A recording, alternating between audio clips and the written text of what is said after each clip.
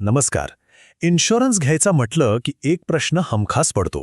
Term insurance घ्यायचा की life insurance? अनेकांचा हा गोंधळ उडतो. पण काळजी नसावी. चला तर मग आज आपण या दोन्हीमधला फरक एकदम सोप्या भाषेत समजून घेऊया, म्हणजे आपल्या आर्थिक भविष्यासाठी एक योग्य निर्णय घेता येईल.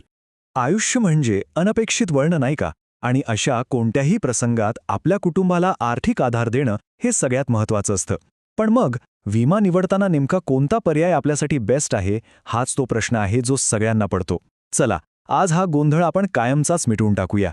आणि खरं सांगायचं तर हे दोन्ही पर्याय नीट समजून घेणं हेच आर्थिक शांतता मिळवण्याचं पहिलं पाऊल आहे. कारण बघा, योग्य विमा निवडणं म्हणजे काय, तर भविष्यातल्या कोणत्याही मोठ्या आर्थिक संकटांपासून आपल्या कुटुंबाला एक भक्कम कवच देणं. बरं, मग सुरुवात करू या टर्म इन्शुरन्सपासून.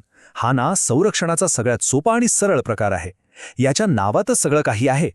टर्म म्हणजे मुदत. हा एका ठराविक मुदतीसाठीच असतो. म्हणजे बघा, टर्म इन्शुरन्स ही एक प्युअर प्रोटेक्शन प्लॅन आहे. यात फक्त आणि फक्त संरक्षण मिळतं, कोणतीही बचत किंवा गुंतवणूक नसते. पॉलिसीच्या काळात जर विमाधारकाचा मृत्यू झाला तरच त्याच्या कुटुंबाला ठरलेली रक्कम मिळते. आणि याचमुळे याचा प्रीमियम इतर विमा योजनांच्या तुलनेत खूप खूप कमी असतो. एकदम सोप्या भाषेत सांगायचं ना, तर हे फक्त एक सेफ्टी नेट आहे, एक सुरक्षा कवच. याचा उद्देश एकच आहे: विमाधारकाच्या अनुपस्थितीत त्याच्या कुटुंबाला एक मोठी रक्कम मिळावी, जेणेकरून त्यांचं आर्थिक आयुष्य कुठेही थांबू नये. ओके, तर टर्म इन्शुरन्स म्हणजे शुद्ध संरक्षण, हे तर कळलं. पण समजा संरक्षणासोबत थोडी बचत किंवा गुंतवणूकही करायची असेल तर? मग काय? तिथे येतो जीवन विमा, म्हणजेच लाईफ इन्शुरन्स. चला, आता ही संकल्पना जरा समजून घेऊया. जीवन विमा म्हणजे काय? तर हे संरक्षण आणि गुंतवणूक यांचं एक कॉम्बिनेशन आहे. यात दोन्ही गोष्टींचा फायदा मिळतो. एक तर पॉलिसीच्या काळात विमाधारकाचा मृत्यू झाल्यास नॉमिनीला विम्याची रक्कम मिळते. आणि दुसरं म्हणजे जर विमाधारक पॉलिसीच्या शेवटपर्यंत हयात असेल तर त्याला स्वतःलाच एक मोठी रक्कम मिळते, ज्याला आपण मॅच्युरिटी बेनिफिट म्हणतो. आता लाईफ इन्शुरन्स ही एक मोठी कॅटेगरी आहे.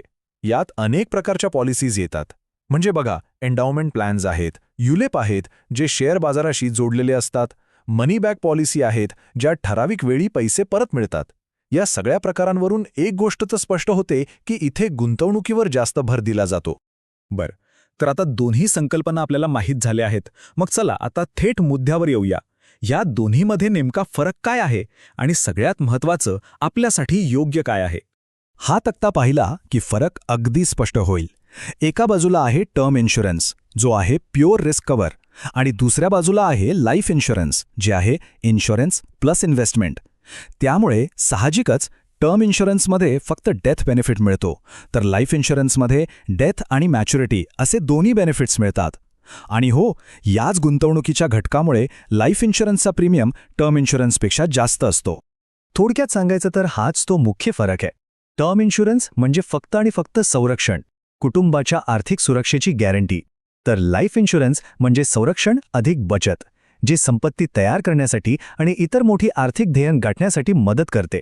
ओके, तर दोन्ही योजना काय आहेत हे आपल्याला आता कळलं आहे. पण आता येतो सगळ्यात मोठा प्रश्न. यातली आपल्यासाठी योग्य योजना कोणती? निवड करायची तरी कशी?